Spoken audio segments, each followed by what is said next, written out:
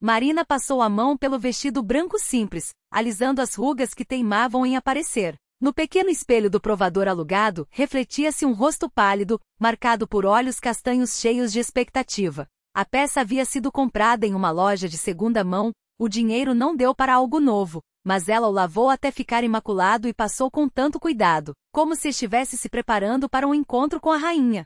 Hoje me torno uma esposa, sussurrou, ajustando o véu modesto e as fitas de tule. De repente a memória trouxe à tona uma cena, o café onde se encontraram um mês antes. Dennis, nervoso, amassava entre os dedos uma caixinha minúscula. Marina, e se a gente se casar? Disse ele, sem sequer ajoelhar. O anel era barato, com uma pedra opaca, mas ela reagiu como se tivesse ganhado um diamante do tamanho de uma noz. Lá fora, um carro buzinou. Marina pegou o humilde buquê de margaridas colhidas no dia anterior no parque. Não havia dinheiro para rosas, e saiu correndo. O coração batia acelerado, mas em vez de um automóvel decorado com fitas e flores, a esperava um sedã cinza comum. Ao volante, um homem desconhecido de camisa amassada, que nem se deu ao trabalho de olhá-la. Você é do Dennis? Perguntou ela hesitante, aproximando-se. Entra, resmungou o motorista sem tirar os olhos da estrada. Marina sentou-se no banco traseiro, apertando o buquê contra o peito. Talvez Dennis tivesse decidido economizar nos enfeites? Afinal, o importante não era o carro, mas o futuro que os aguardava. O carimbo no passaporte, o novo sobrenome, a felicidade a dois. Ele já devia estar no cartório. Tentou puxar conversa, mas o homem permaneceu calado, virando para a Avenida Moscou. Estranho, o cartório ficava em outra direção, na rua Kirov. Marina olhou pela janela. O carro seguia para longe do centro, rumo à periferia. Desculpe, aonde estamos indo? Perguntou, a voz trêmula de ansiedade. Silêncio. Só o ronco do motor e o som cada vez mais alto do próprio coração. Tirou o celular e descou o número de Dennis. Toques longos, até que uma voz feminina automatizada anunciou: o assinante está temporariamente indisponível. Tentou novamente com o mesmo resultado. Pare, exigiu, inclinando-se para frente. Mudei de ideia, quero descer. Não posso, respondeu o homem seco. Ordem é ordem. Que ordem? Do que você está falando? Mas ele ignorou, virando para uma estrada de terra. Pela janela passava um mato alto, postes tortos de uma linha de transmissão abandonada. Marina puxou a maçaneta com desesperação, trancada. Meia hora depois, o carro parou diante de uma placa descascada, base de lazer Beresca. Ali claramente funcionários de uma fábrica local costumavam descansar, mas agora o lugar parecia abandonado, casinhas inclinadas, caminhos tomados por ervas daninhas, vidros quebrados. O motorista desligou o carro e pela primeira vez olhou para ela. Nos seus olhos, algo parecido com pena. Desça. Chegamos. Chegamos onde? O que é isso aqui? A voz de Marina quebrou em um grito. O homem pegou o celular, encontrou uma mensagem e leu em voz alta: leve a sapona para o brejo. Bom trabalho. Volte. Guardou o aparelho e olhou para ela com um sorriso constrangido. Da Raíssa Petrovna, mãe do Dennis.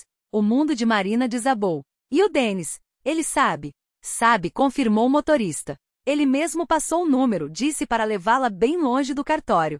Saiu do carro, abriu a porta traseira e deixou no banco um casaco esportivo velho. Pega. Pode precisar. A noite esfria. O motor rugiu, o carro deu meia volta e sumiu em uma nuvem de poeira, deixando-a sozinha entre as ruínas de sonhos alheios.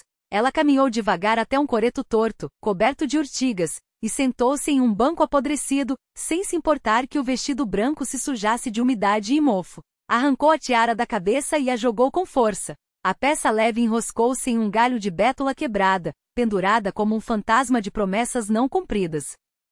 As lágrimas demoraram a vir. Primeiro, veio apenas a compreensão surda, aquele amor não existira. Um ano de encontros, beijos, planos para o futuro, tudo mentira ou pior, fraqueza. Dennis não teve coragem de enfrentar a mãe, não soube proteger quem jurava amar. Lembrou-se das palavras de Cristina, ditas 6 meses antes. Não confia em filho de mamãe, Marina. Eles sempre escolhem a mamãezinha, nunca a esposa. Na época, achou bobagem. Dennis era atencioso, carinhoso, falava de um futuro juntos. Como desconfiar? Marina riu amargamente entre soluços. Leve a sapona para o brejo. Era assim que a futura sogra se referia a ela. E ela, ingênua, pensara que apenas não havia causado boa impressão no primeiro encontro. O sol já se punha quando uma velha copeica passou pela base abandonada. Marina acenou e o carro parou. Dentro, um casal idoso, ele ao volante, ela com um lenço colorido na cabeça. O que aconteceu, minha filha? Perguntou a mulher, olhando o vestido de noiva sujo. O noivo desistiu? Respondeu Marina seca. O casal trocou um olhar. O homem abriu a porta traseira em silêncio. Entra. A gente te leva até a cidade. A vida é cheia de surpresas. No caminho, não fizeram perguntas, só a mulher estendeu um lenço para ela enxugar o rosto. Marina agradeceu com um aceno, sentindo algo congelado dentro do peito começar a derreter. Nem todos eram traidores. Chegou em casa já de noite, quando as luzes dos apartamentos vizinhos iluminavam a rua. Subiu a escada rangente, abriu a porta do seu quartinho e se jogou na cama, sem tirar o vestido. A peça branca estava arruinada, manchada de terra e grama, mas ela não a jogou fora. Que ficasse no armário como lembrete. Nunca mais acreditar em palavras bonitas. Nunca mais se envolver com Denis Vorontsov. O sono só veio ao amanhecer, agitado, cheio de fragmentos daquele dia que deveria ser o mais feliz da vida, mas se tornou uma lição cruel e inesquecível. 3 semanas se passaram como um borrão. Marina se afogou no trabalho, aceitando qualquer serviço, remendar, ajustar, consertar. Suas mãos moviam a agulha sozinhas pelo tecido, enquanto a mente vagava pelo passado, tentando entender onde havia errado. A infância em alcova voltava em flashes, a casa com o jardim da frente, onde a mãe cultivava dálias e ásteres. O pai, Piotr Ivanovich, voltava do campo no trator, coberto de poeira, mas satisfeito. A área foi trabalhada, a meta cumprida. A mãe, Zenaida Petrovna, separava cartas e encomendas no correio, conhecia todos os moradores da vila pelo nome e seus segredos familiares. Mulher tem que ser do lar, criar filhos, cuidar da casa, repetia o pai, olhando a filha com seus olhos cinzentos severos. Não é coisa de homem andar pelas cidades, se meter em ciências. E os vizinhos, os Petukov, já faziam planos. O filho deles, Kolya, havia voltado do exército, arrumar emprego como mecânico na fazenda local. Um rapaz direitinho, trabalhador, não bebe, com as mãos no lugar, dizia a Petukova mais velha, tomando chá na cozinha deles. Já está construindo casa, montando seu canto. Logo vai se casar, com certeza. Mas Marina sonhava com outra coisa. À noite, fazendo a lição à luz da luminária, imaginava o instituto de moda na capital, os vestidos que criaria, a vida entre pessoas inteligentes e interessantes. Na biblioteca da escola, devorava revistas de modas escondidas. À luz fraca da luminária, Marina copiava modelos de revistas, traçando linhas cuidadosas no papel vegetal. Kolya Petukov era um bom rapaz, mas sempre que via seu rosto sincero, um vazio a invadia. Será que minha vida inteira se resumiria entre o curral e a horta? Pensava com um nó na garganta. Será que meu destino era apenas ter filhos e cozinhar sopa até envelhecer? Aos 18 anos, a paciência se esgotou. Com o dinheiro economizado de pequenos trabalhos, ajustando roupas para as vizinhas, costurando vestidos simples, Marina juntou suas coisas em silêncio. Na madrugada, enquanto o pai ainda dormia após a noite de plantão, deixou um bilhete sobre a mesa e seguiu para a parada de ônibus. Mas Petróleo Ivanovich a alcançou antes que ela subisse no veículo. O rosto pétreo, os olhos ardendo de fúria. Volte agora mesmo, ou não ponha os pés aqui de novo. Gritou, agarrando seu braço. Se desonrar esta família em Podol, não quero mais saber de você. Me solte, pai, pediu Marina, baixa, mas firme. Não estou indo para me envergonhar. Quero estudar. Estudar. Petróleo Ivanovich riu com amargura. As moças da cidade só te ensinarão coisas ruins. Vais acabar na sarjeta, como uma mendiga. O ônibus arrancou. Pelo vidro traseiro, Marina viu o pai parado no meio da estrada, os punhos cerrados. A mãe chorava, o lenço pressionado ao rosto. Agora, anos depois, as lágrimas voltavam aos seus olhos ao lembrar daquele dia. 5 anos sem ver os pais. As cartas que escrevia voltavam sem serem abertas.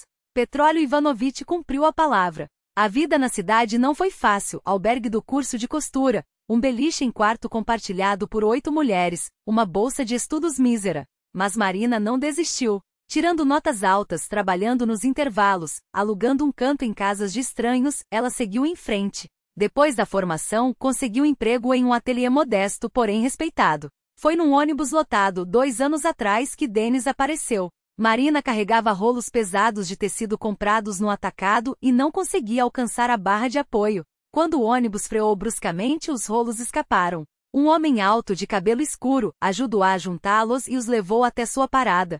Posso acompanhá-la? Perguntou, sorrindo. Algo dentro dela se mexeu. O primeiro encontro num café simples pareceu um conto de fadas. Denis falava de seu trabalho em uma agência de turismo, dos países que conhecera guiando excursões. Marina ouvia contendo a respiração. Para uma moça do interior, aquela vida soava como um sonho. Vieram os passeios à beira-rio, as idas ao Teatro Volco, as flores que ele trazia, os jantares em restaurantes decentes. Ela florescia de felicidade, certa de que encontrara aquele com quem poderia construir um futuro. Até conhecer Raíssa Petrovna, mãe de Denis. A mulher robusta, vestida num terno caro, examinou Marina de cima a baixo, como se avaliasse um produto. E seus pais, o que fazem? Perguntou, sem sequer oferecer chá. Meu pai é tratorista, minha mãe carteira, respondeu Marina, sincera. Entendo, assentiu Raíssa Petrovna e em sua voz havia algo cortante. Na época Marina não deu importância. O essencial era que Denis a amava, queria se casar, planejava uma vida juntos. Agora porém ela afastou a costura e esfregou as têmporas. Desde cedo a cabeça doía e o cheiro do café a enojava. A princípio, atribuíra ao estresse, mas o mal-estar persistia. Uma suspeita terrível a levou à farmácia. 2 linhas vermelhas no teste gritavam, você está grávida. Marina afundou na cama, incrédula. Um filho de Denis, aquele mesmo que a traíra da pior maneira. O telefone tocou. No visor, o nome de Cristina, amiga desde os tempos do curso. Ousada, leal, sempre pronta a ajudar. Marinka, como vais? A voz soava preocupada. Soube do casamento. Que canalha é esse Denis? Cristina. Tem um problema, murmurou Marina. Sério? Conta. Estou grávida.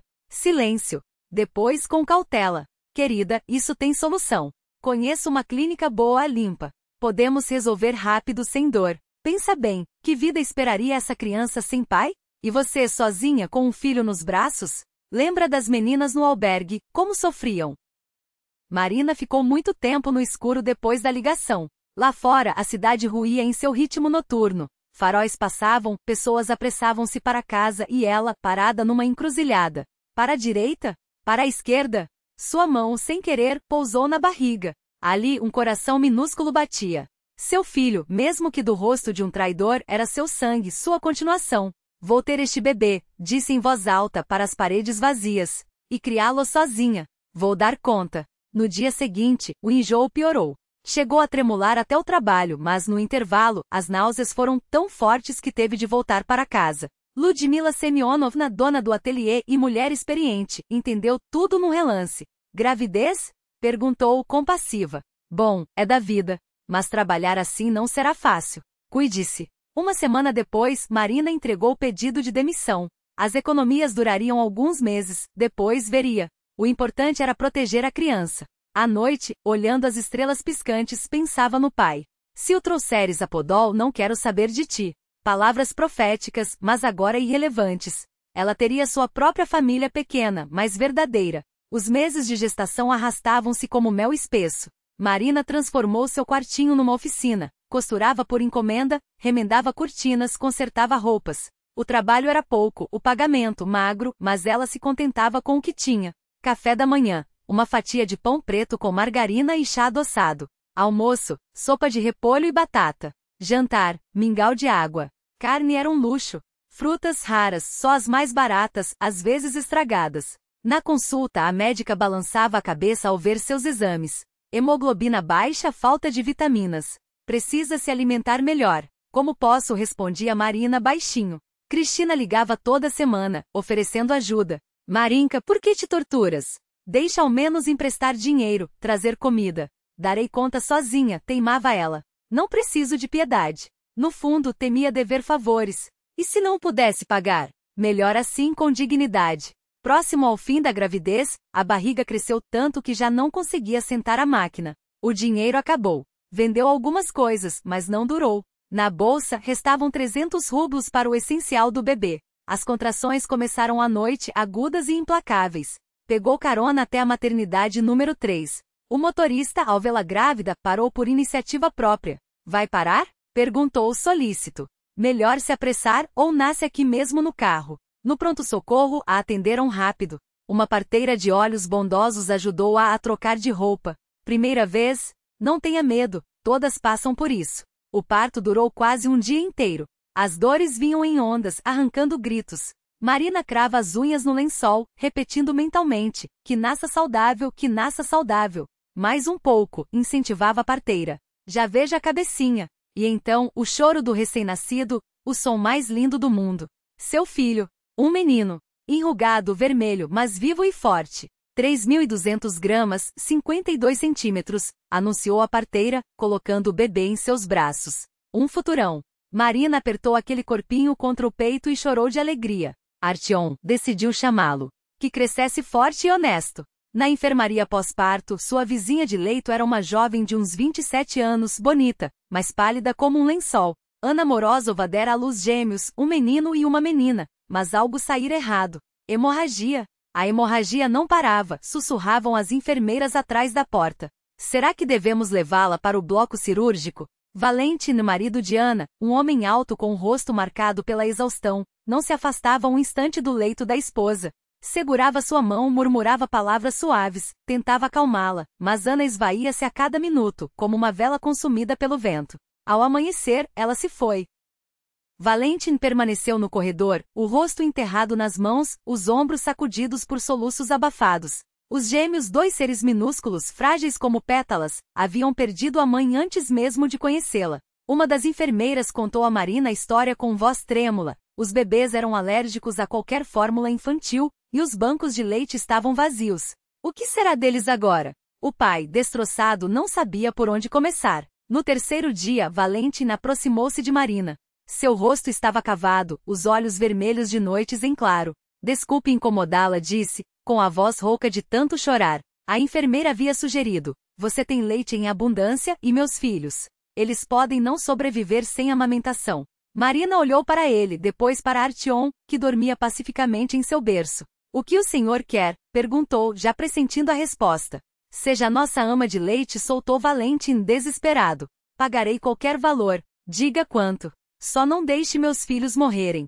E Artyom, pensou ela. Ele também será alimentado. Temos uma casa grande, um quarto só para você. Darei tudo o que precisar. Marina hesitou. A proposta parecia uma tábua de salvação para ela, que mal tinha onde cair morta, e para aqueles órfãos recém-nascidos.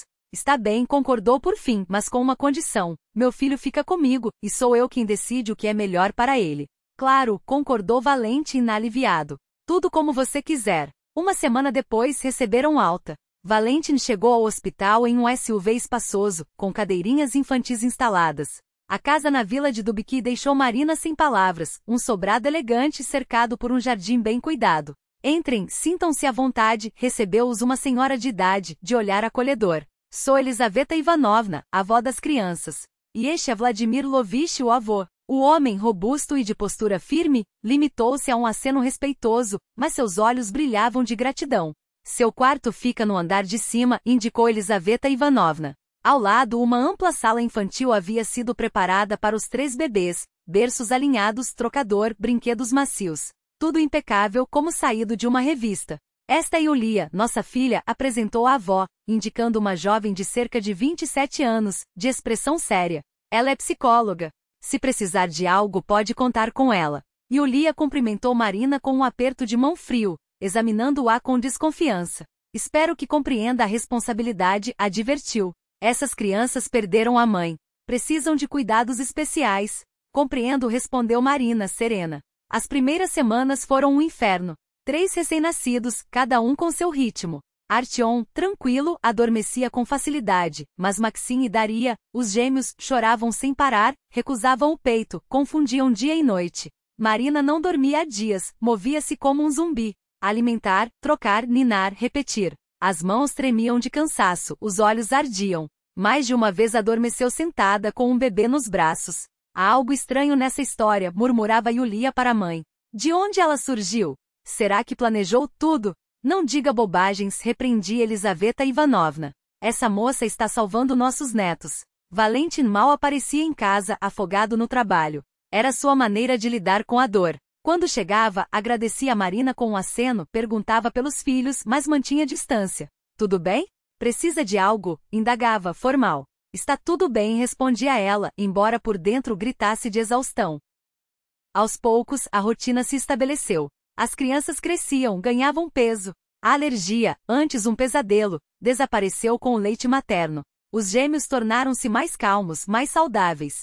Marina pegou-se a eles como se fossem seus. Maxim, sério e observador, Daria, uma curiosidade ambulante, sempre metendo os dedinhos onde não devia. Você os ama mais do que o seu, comentou Yulia certa vez, observando Marina brincar com os três. Não, respondeu ela, sincera. É que eles ficaram sem mãe. E um coração de mãe não divide. Ele simplesmente ama. Yulia refletiu. Pela primeira vez, seu olhar perdeu a frieza. Os avós, por sua vez, iam se abrindo. Elizaveta Ivanovna ensinou Marina a preparar pratos tradicionais da família, compartilhava histórias do clã. Vladimir Lovich esculpia brinquedos de madeira para as crianças, cavalos, bonecas, animais, peças rústicas, mas cheias de carinho. Obrigado, menina, disse ele uma noite com a voz embargada. Sem você, nossos netos não teriam sobrevivido. Marina apenas sorriu. Naquela casa, pela primeira vez em muito tempo, sentia-se necessária. Talvez aquele fosse seu destino, ser mãe para 3 crianças que tanto precisavam dela.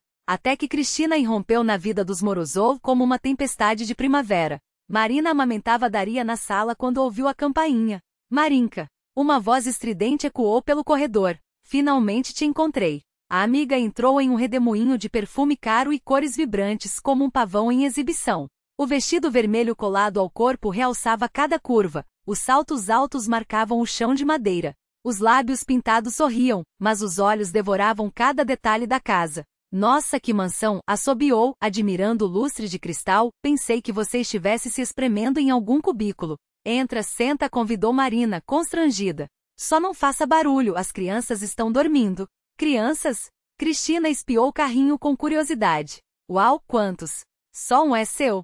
Sou ama de leite, explicou Marina. Cuido de 3 bebês. E pagam bem, indagou a amiga, afundando-se em uma poltrona de couro. Marina calou-se. Falava de dinheiro a deixava desconfortável. Foi quando Valentin entrou. Depois do trabalho, sempre passava para ver os filhos. Ao avistar a estranha, parou na porta. Valentin, está é minha amiga Cristina, apresentou Marina. Este é o dono da casa, Valentin Andreevich. Cristina levantou-se, estendendo uma mão de unhas longas. O sorriso tornou-se ainda mais sedutor. Muito prazer, arrulhou. Marina falou tanto de você. Valentin cumprimentou-a com educação, mas Marina notou como seus olhos percorreram a visitante, detalhistas. Cristina arqueou as costas, exibindo o decote. Que casa maravilhosa, continuou ela, sem perder o tom meloso. E essas crianças, uns anjinhos. Você teve sorte, Marinka. Encontrou uns patrões de ouro. Sim, somos muito gratos, confirmou Valentin. Sem ela, meus filhos não teriam sobrevivido. Deve sentir muita falta da esposa, comentou Cristina com falsa compaixão. Que tragédia! O rosto de Valentin escureceu. Ele detestava falar de Ana. Com licença, tenho assuntos a resolver, disse seco e retirou-se. Que homem lindo, observou Cristina acompanhando-o com o olhar. E claramente rico. Uma pena que seja viúvo. Algo desagradável torceu-se no peito de Marina. Ela também notara como Valentin era atraente, alto, de postura elegante, com olhos cinzentos que pareciam guardar uma bondade quietas. Sempre que ele aparecia na sala das crianças, seu coração acelerava, mas ela afugentava aqueles pensamentos. Que par formaria com um homem tão abastado? Desde aquele dia, Cristina passou a visitar a casa com frequência. Chegava com bolos, flores, sempre impecável, sempre radiante. Dizia que sentia saudades da amiga, mas Marina percebia, seus olhos buscavam Valentin. Como vai o trabalho? Perguntava ela assim que ele aparecia. Deve ser tão cansativo. Um homem sozinho, cuidando de tudo, a casa, os negócios. Valentin respondia com reservada no início, mas aos poucos foi se soltando. Cristina sabia ouvir, rir nos momentos certos, admirar. Depois de dias cinzentos, sua energia era como um vinho intoxicante. Marina assistia a tudo com uma dor crescente. Cada sorriso que Valentin dirigia à amiga era como uma faca. Cada risada compartilhada entre eles. Continua no mesmo estilo se necessário. Cada vez que Cristina colocava a mão no ombro dele, Marina sentia um nó na garganta. Foi então que a verdade a atingiu como um golpe. Ela estava apaixonada pelo dono da casa. Mas o pior não era esse sentimento proibido. Era perceber que aos poucos, o próprio lugar que ocupava na família começava a se desmoronar. Cristina, antes uma simples amiga, agora agia como se fosse a dona de tudo. Era nas pequenas coisas que a mudança se revelava. Certa manhã, ao passar pela sala, Cristina jogou com desdém. Marinka, querida, arruma meu quarto, sim? A frase soou como uma ordem disfarçada de favor. Marina sentiu o rosto queimar. Eu sou a babá, não a empregada doméstica, respondeu, tentando manter a firmeza. Ah, não se faça de importante, riu Cristina, como se fosse uma brincadeira. De qualquer jeito, você varre a casa toda, não é? No almoço, a humilhação continuou. Cristina, já sentada ao lado de Valentin, virou-se para Marina com um sorriso falso. Não é na cozinha que você costuma comer, querida? Afinal, babá é quase como serviçal. Marina abriu a boca para responder, mas foi interrompida pela voz cortante de Elizaveta Ivanovna. Marina é parte desta família. E come conosco. Cristina apenas deu de ombros, como se a questão fosse insignificante, mas a semente da dúvida já havia sido plantada. Nos dias seguintes, encontrou novas formas de lembrar Marina de seu lugar. Quando as crianças brincavam na sala de estar, construindo torres de blocos, Cristina interveio com um tom de superioridade. Crianças não devem brincar na sala de visitas. Isto é uma área de recepção. Júlia, indignada, protestou em voz alta. Que direito ela tem de falar assim? Ela se comporta como se já fosse a dona da casa, murmurou para a mãe. Elizaveta Ivanovna suspirou, cansada. Valentin é adulto. Ele sabe o que faz. O estupim veio no final do mês. Cristina apareceu para o café da manhã usando brincos novos, pérolas grossas engastadas em ouro.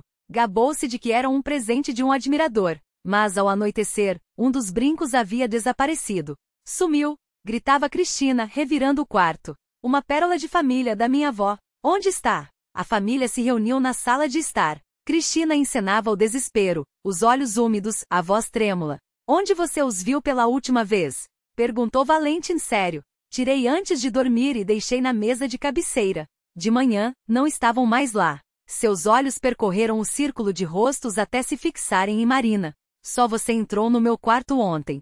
Para arrumar. Marina empalideceu. Eu não peguei. Ah, é? Cristina ergueu as sobrancelhas, fingindo inocência. A tentação deve ter sido grande. Uma joia tão valiosa ali à vista. Eu não roubei. A voz de Marina quebrou, carregada de lágrimas. Então não se importa se revistarmos seu quarto, não é? Sorriu Cristina, doce e venenosa. Valentin levantou-se de repente, a expressão fechada. Marina é uma pessoa honesta. Não permitirei que a insultem assim. Mas o brinco não desapareceu sozinho. Insistiu Cristina. Então vamos revistar todos os quartos, interveio Júlia, os olhos faiscando. Inclusive o seu. Cristina hesitou, mas acabou concordando. A busca começou pelo quarto de Marina. Nada. Depois o das crianças, o dos pais. O mesmo resultado. Restava apenas um lugar. Sua vez, disse Valentin, cruzando os braços. Foi em sua própria bolsa, escondida entre lenços, que o brinco foi encontrado. Enrolado em um lenço de seda. Que estranho, murmurou Cristina, fingindo confusão. Não me lembro de como parou aqui. Eu me lembro, cortou Júlia, gelada. Você armou tudo. Quis incriminar Marina. Cristina tentou se justificar, mas os olhares ao redor já a condenavam. Valentin a encarava com nojo, como se visse pela primeira vez quem ela realmente era. No dia seguinte, Marina passeava com as crianças perto do lago do jardim. O sol aquecia, os pequenos dormiam tranquilos nos carrinhos. De repente, Júlia apareceu em biquíni, anunciando. Vou nadar. Preciso relaxar depois do estresse de ontem. Cuidado, advertiu Marina. O fundo é traiçoeiro. Não me ensine, rebateu Júlia impaciente. Eu nado aqui desde criança, não sou como algumas pessoas da roça. Entrou na água com confiança, afastando-se em direção ao centro do lago. Marina a observava, balançando o carrinho de Artyom, que começara a acordar. Foi então que ouviu o grito. Ajuda! Minha perna! Júlia se debateu, afundando. Não sabia nadar tão bem quanto pensava, e a correnteza a puxava para baixo. Socorro! Marina nunca havia nadado além da cintura na vida. No rio de sua aldeia, só entrava até os joelhos. Mas ver alguém se afogando apagou qualquer medo. Sem pensar, atirou-se na água. O lago era mais fundo do que parecia. A superfície se fechou sobre sua cabeça, a água queimando seus pulmões.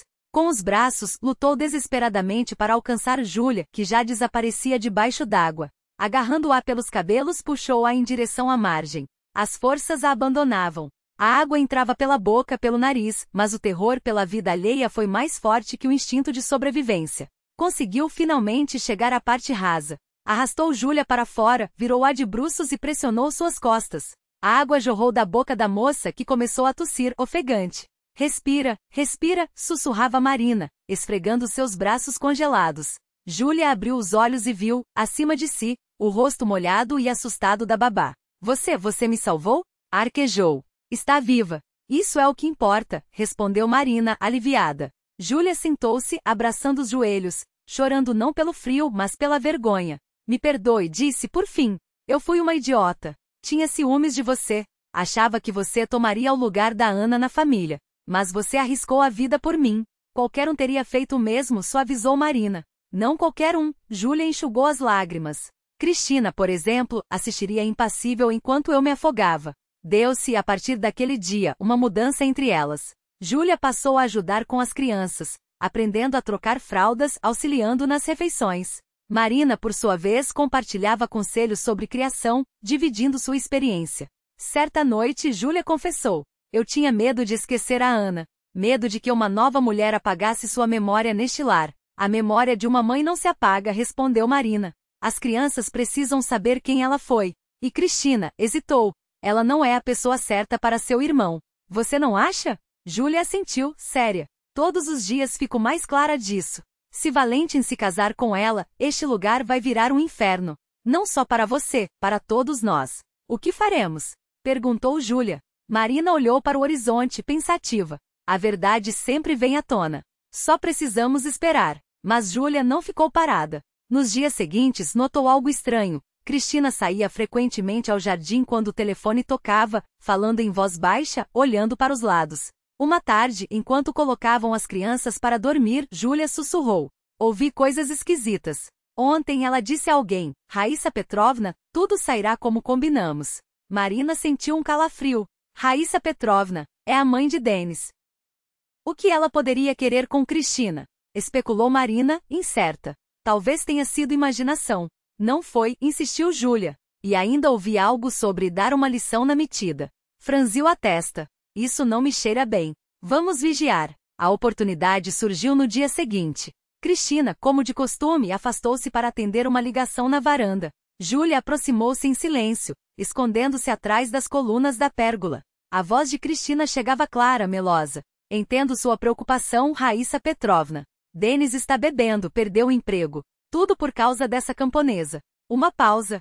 O interlocutor respondia. O plano é simples, continuou Cristina. Precisamos desmoralizá-la como babá. Provar que é irresponsável, perigosa para as crianças. Assim Valentim a expulsará sozinho. Júlia segurou a respiração. Na quarta-feira levaremos as crianças ao parque. É lá que agiremos. Nada que machuque a criança, claro. Só assustaremos um pouco, depois encontraremos. O importante é criar a impressão de que ela não estava tentando. Júlia recuou, o coração aos pulos. À noite contou tudo a Marina. Eles vão armar para você, alertou, trêmula. Algo com as crianças. Mas o que podemos fazer? Valentim não vai acreditar em nós. Ele está cego por ela. Marina apertou os lábios. Ficaremos alertas. E tentaremos agir antes deles. A quarta-feira amanheceu ensolarada. Cristina estava normalmente animada, sugerindo um passeio ao parque com as crianças. O ar fresco faz bem aos pequenos, cantava. E eu ajudo a vigiar. Marina aceitou, mas manteve os sentidos aguçados. No parque não tirou os olhos das crianças por um segundo. Sentou Artyom e Dária nos balanços, enquanto levava Maxim para a caixinha de areia. Eu fico com ele, ofereceu Cristina, com um sorriso que não chegava aos olhos. E você? Balance a Dária, ela está manhosa, pediu Cristina, com um tom que não admitia réplica. Marina hesitou, mas a choraminga da menina era real, relutante. Afastou-se da caixinha de areia e dirigiu-se aos balanços. Dária, com lágrimas nos olhos, estendia os bracinhos exigindo colo. Marina a pegou no braço, balançando-a suavemente enquanto tentava manter Maxim no campo de visão. 10 minutos, pensou. Só 10 minutos. Foi então que ouviu o grito. Maxim! Cadê o Maxim? O coração de Marina gelou. Virou-se bruscamente. A caixinha de areia estava vazia. Nenhum sinal do menino. Nenhum rastro na areia revolvida. Onde ele está? Berrou, correndo até Cristina. A babá tremia, os olhos arregalados em pânico falso. Eu não sei. Ele estava aqui brincando e de repente sumiu. Gaguejou, as mãos cobrindo a boca em um gesto teatral. Como você não viu? Marina a agarrou pelos ombros, sacudindo-a. Você disse que ia ficar de olho. Eu só me virei por um segundo. Choramingou Cristina, esquivando-se. Um segundo? A voz de Marina quebrou. Você deveria estar atenta. O parque virou um labirinto de horror. Marina corria sem rumo, esquadrinhando cada moita, cada banco, cada sombra entre as árvores. O nome do menino saía de sua garganta em gritos roucos até doer. Não pode ser. Não pode. As mãos suadas, o peito em chamas, a mente repetindo a mesma prece. Por favor, Deus, não leve esta criança. Cristina seguia à distância, mas em vez de ajudar, suas palavras eram facas. Sua irresponsabilidade vai destruir esta família. Como deixa uma criança sozinha? Passantes paravam, alarmados. Alguns se juntaram às buscas, outros ligaram para a polícia. Em minutos, uma viatura chegou com sirene ligada. O sargento, de rosto severo, começou a interrogar. Quem viu o menino por último? A babá deveria estar cuidando, apontou Cristina para Marina, já se afastando para acalmar as outras crianças. Valentin chegou como um furacão. O rosto pálido, os olhos injetados de uma fúria que Marina nunca vira. Onde está meu filho? Rugiu, agarrando-a pelos braços. Onde está o machim? Ela perdeu ele, atirou Cristina, cruzando os braços com ar de superioridade moral. O olhar que Valentin lançou a Marina foi de puro ódio. Como você pôde? Sua voz tremia de raiva contida. Eu confiei a você o que tenho de mais precioso. Valentin, eu juro que... Calha a boca. Cortou ele, os nós dos dedos brancos de tão apertados. Você não merece nem explicar. Os pais de Valentin chegaram em seguida, seguidos por Yulia, que observava tudo com uma expressão indecifrável. Os olhares que recaíram sobre Marina eram como sentenças: culpada, incompetente, traidora. Conte tudo desde o início, ordenou o policial, caneta em riste. Cristina então teceu sua versão com a fluidez de uma atriz. Nós viemos ao parque. Marina sentou as crianças para brincar. Maxim estava na caixinha de areia, eu ao lado. Depois, ela me chamou para ajudar com o carrinho. Afastei-me por um minuto, e quando voltei, ele havia sumido. Isso é mentira. Explodiu Marina. Foi você quem disse que ficaria com ele. Não repasse a culpa. Não sou eu a babá aqui, retrucou Cristina gelada. Sua obrigação era vigiar. Ponto final. O alerta de desaparecimento foi emitido. Equipes de busca foram mobilizadas. Marina, em delírio, revirava o parque como uma louca, as unhas sujas de terra, os joelhos ralados de tanto ajoelhar-se para espiar debaixo de bancos. Ele não pode ter sumido. Não pode. Yulia, porém, mantinha distância. Observava. Especialmente Cristina. E foi então que notou. A cada 5 minutos, a babá afastava-se para atender uma ligação. Na última vez, algo caiu de seu bolso. Yulia esperou o momento certo, agachou-se e apanhou o papel antes que o vento levasse. Um endereço rabiscado à pressa. Rua Sadovaia 15, apartamento 23. Raíssa Petrovna. Sem dizer uma palavra, Yulia correu para o carro. O GPS guiou-a até um prédio cinzento na periferia, com paredes descascadas e portas de entrada arrebentadas. Subiu as escadas apressada, o coração batendo nos ouvidos. Por favor, por favor. No corredor do 3º andar, ouviu risadas infantis. Através da fresta de uma porta entreaberta, viu Maxim vivo, incólume, brincando com um carrinho de plástico no chão de uma sala escura. Com mãos trêmulas, descou o número do irmão. Valentin, eu encontrei o Maxim. A voz falhou. Rua Sadovaia 15, apartamento 23. Chama a polícia. Agora. Em seguida, ligou para o serviço de emergência. 20 minutos depois, o prédio foi cercado por viaturas piscando. Raíssa Petrovna, uma mulher corpulenta de olhos furiosos, tentou negar tudo. Eu não fiz nada. A criança veio sozinha. Um bebê de 9 meses veio sozinho. Ironizou o investigador, folheando o celular da mulher. Aqui estão suas mensagens com a Cristina. Planejamento, valores, até a hora exata do resgate. Cristina foi trazida algemada do parque. Ao ver a cena, seu rosto desabou. Eu não sei do que vocês estão falando. Tentou, mas as provas eram irrefutáveis. Raíssa Petrovna, percebendo que não havia saída, desabou. Sim, eu peguei a criança. Quis dar uma lição nessa destruidora de lares. Cuspiu, olhando para Marina. Por causa dela, meu Denis se afundou no álcool, perdeu o emprego. Ela arruinou a vida dele. Ninguém lhe deu o direito de fazer justiça com as próprias mãos, cortou o delegado. Muito menos usando uma criança inocente. Maxim foi devolvido aos braços do pai. Valentin o apertava contra o peito, soluçando sem vergonha. Marina, imóvel, observava de longe, sem ousar se aproximar. Cristina, saia da minha casa, disse Valentin, a voz um bloco de gelo. Imediatamente. Valentin, amor, eu posso explicar? Explicar você vai para a justiça. Ele nem olhou para ela. Assim como sua cúmplice. Cristina foi demitida na hora. A notícia do sequestro espalhou-se como fogo, manchando seu nome. Raíssa Petrovna foi indiciada por sequestro qualificado. Denis tentou ligar, pedir perdão, mas Valentin desligava no primeiro toque. Tarde demais. Quando a noite caiu e as crianças finalmente dormiram, Valentin procurou Marina. Encontrou-a no jardim, sentada num banco de madeira, os olhos fixos nas estrelas. Marina, chamou baixinho, sentando-se ao seu lado. Ela não respondeu. Me perdoe, sussurrou ele, a voz quebrada. Eu fui cego. Acreditei numa mentirosa e você, que mais amava o Maxim, quase foi destruída por isso. Ele é como um filho para mim, murmurou Marina, as lágrimas escorrendo. Eu jamais. Eu sei. Valentin segurou sua mão, apertando-a. Você arriscou tudo pela Yulia, salvou meus filhos desde o primeiro dia, e eu preferi acreditar na pessoa errada. Eu sou só uma camponesa simples. Ela é bonita, elegante. Bonita? Valentin balançou a cabeça. Existe beleza que enfeita a alma e beleza que apodrece por dentro. Fez uma pausa. A sua é a que importa. Pela primeira vez em meses, Marina sentiu algo leve, como se uma corrente invisível se soltasse de seu pescoço. Talvez ainda haja um lugar para mim aqui. Valentin não perdeu tempo. Com um movimento fluido, ajoelhou-se na grama, tirando do bolso uma pequena caixa de veludo. Dentro, um anel de prata com um ametista roxo, não extravagante, mas delicado, como se tivesse sido escolhido com cuidado para combinar com a personalidade de Marina. Os dedos dele tremiam levemente quando abriu a caixa e olhou nos olhos dela, a voz firme apesar da emoção. Case-se comigo. Seja minha esposa, a mãe dos nossos filhos. Faça de mim o homem mais feliz deste mundo. As lágrimas escorreram pelo rosto de Marina sem que ela pudesse contê-las. Ao lado, Elizaveta Ivanovna soluçou, pressionando o lenço contra os olhos. As crianças, embora não entendessem completamente o que acontecia, sentiram a gravidade daquele instante e ficaram em silêncio, observando com olhos arregalados.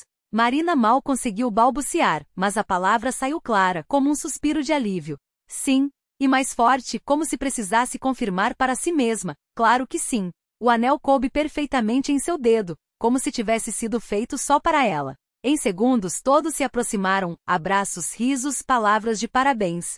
Até o velho Vladimir Lovich, sempre tão contido, enxugou uma lágrima furtiva com o dorso da mão.